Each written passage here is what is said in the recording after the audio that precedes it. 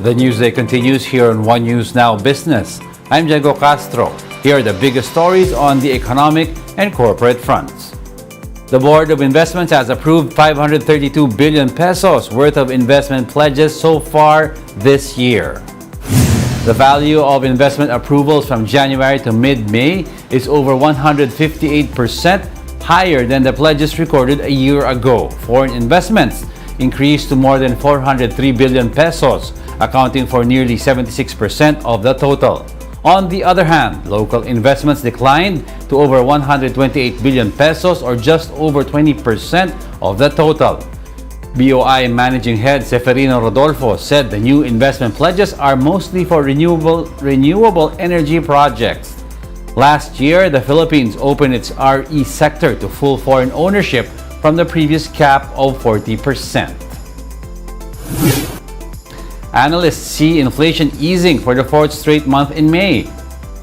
A Business World poll of 15 analysts yielded a median estimate of 6.1% for May inflation. This is lower than the 6.6% inflation logged in April. The Consumer Price Index has been on a downward trend since the 8.7% print recorded in January, while the median estimate leans toward the lower end of the Bangko Central's forecast range of 5.8 to 6.6%. It is still higher than the BSP's annual target of 2 to 4%. Analysts attribute the forecasted decline to favorable base effects as well as moderating prices for select energy items. Lower prices of food items like fish and poultry may have contributed to the decelerating inflation in May. Oil companies will implement a price rollback tomorrow, June 6. Prices of both gasoline and kerosene will be slashed by 60 centavos per liter. Diesel prices, meanwhile, will become cheaper by 30 centavos per liter. Last week, prices of gasoline increased while kerosene prices were down. The Finance Department expects the Maharlika Investment Fund to be fully operational before the end of the year. Finance Chief Ben Jokno says the agency is expected to prepare the IRR or implementing rules and regulations for Maharlika. Jokno also says they are tasked to look for people who will manage the fund. The Maharlika Investment Fund is currently up for the President's signature after it was passed by Congress last week. Jokno says that the bill will likely be signed by Marcos before his second State of the Nation address in July. We'll be back with more stories after the break. Keep it here on One News.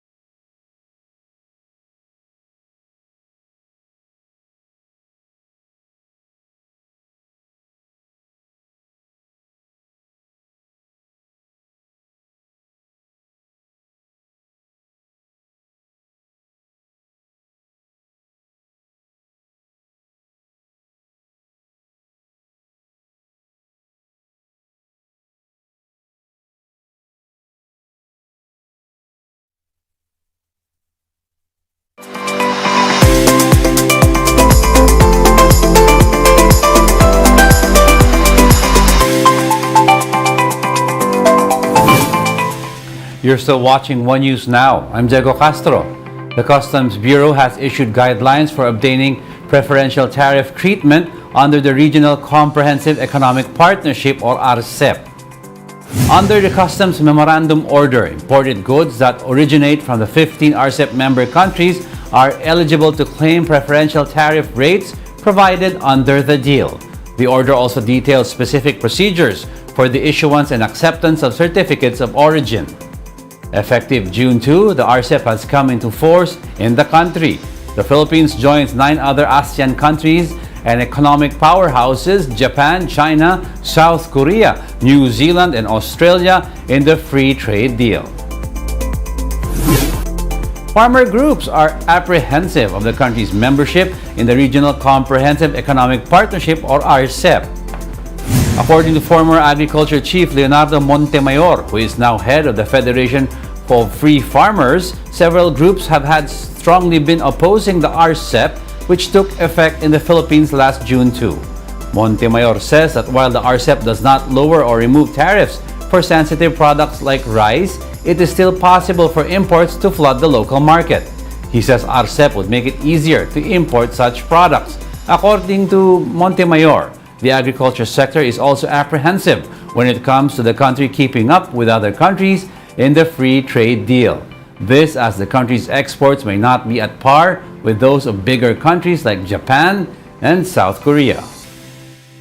Quality-wise, hindi kasing mahusay. Talagang hirap tayo na makipagkompetensya dito po lalo na po sa sektor ng agriculture. Kaya yung lahat po ng mga preparasyon na dapat ginawa pa noon, dapat po mag-double time tayo para sa ganoon magkaroon man lamang tayo ng masasabi nating fighting chance na maging competitive po dito sa ilalim po ng RCEP. The Trade Department, for its part, vowed to track unwarranted surges in the volume of imports of industrial commodities. The DTI launched the Import Surge Monitoring System 2 days before the RCEP came into force in the country. The agency says this is to ensure that imports remain within amounts that will not threaten the local industry. The Trade Department says the new Philippine Export Development Plan or PEDP will be launched on June 15. According to Trade Secretary Alfredo Pascual, the PEDP 2023 to 2028 will prioritize the industrial, manufacturing, and transport sectors. Technology, media, telecommunications, and health and life have also been identified as promising sectors that can generate significant increases in exports. Pascual says the government wants to maximize trends like supply chain diversification following the pandemic. This, Pascual says, would be similar to the United States' move to diversify sources of their imports. If implemented effectively, the new PEDP is projected to earn up to $240.5 billion by 2028. The National Economic and Development Authority has yet to approve the Cananagos Dam project. Metropolitan Waterworks and Sewerage System Operations Head Patrick Dizon said the proposal is still under review by NEDA. Dizon said a company in the Philippines submitted the proposal for the project with an estimated value of 12 billion pesos. The Cananagos project is part of the Kaliwa-Cananagos River Basin, which is located in Rizal and Quezon provinces. It is expected to provide over 3,000 million liters of water per day to MWSS water concessionaires Maynilad and Manila Water. The economic team has made adjustments to the proposed pension reform for military and uniformed personnel or MUP. The Finance Department said MUPs who avail of optional retirement are given 3 options in claiming pension benefits. These include receiving the net present value of pension benefits in a lump sum upon retirement. Other options include the payment of the benefits after 5 years and MUPs receiving their benefits upon reaching age 57. The enhanced proposal was presented during a dialogue with the Armed Forces Health Service Command last week. Prior to that, the economic team held consultations with members of the AFP, Air Force, Coast Guard, and Presidential Security Group. The DOF earlier warned of a fiscal collapse should the present pension scheme for MUPs continue.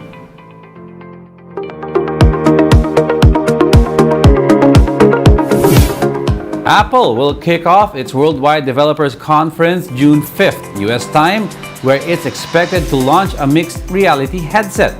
Here are other things to look forward to at this year's Apple WWDC, courtesy of Bloomberg News. The highlight of WWDC, the mixed reality headset. What are we expecting? Ed, Caroline, thank you for having me. That's right. So on Monday, June 5th, this is going to be Apple's biggest launch event in about a decade since they launched the Apple Watch and the first large screen iPhones. The entree, like you said, for Monday, a mixed reality headset, likely to be called the Reality Pro or the Apple XR Pro. This is going to be Apple's hot new product category. They think it's going to start off slow, but eventually become a hit with consumers and really be the future of the computer. It's going to blend augmented reality and virtual reality. It'll let you do everything you do today on an iPad or iPhone or a Mac in 3D. You'll control it all with your face, your eyes, and your hands. And it's really going to give Meta and some of the other headset makers like HTC a huge run for their money. Apple believes the category doesn't really exist today, and they're going to be creating the mixed reality category. And I tend to believe in this product. Okay, and a lot of your story is dedicated to it. We've got 30 seconds, Mark. What else do you mind about that's going to go on? Yeah, I'll give you the other highlights. One, Mac 2 software. So the Mac, you'll see new high-end Mac Studios with the new M2 Ultra chip. They've also been planning to unveil the new MacBook Air 15-inch there. Software side, big revamp to watchOS, the Apple Watch software with widgets, iOS 17, iPadOS 17, and new Mac software. And those are the top business stories of the hour. I'm Diego Castro. Join us again at 2 p.m. We are One News. All sides, all the time.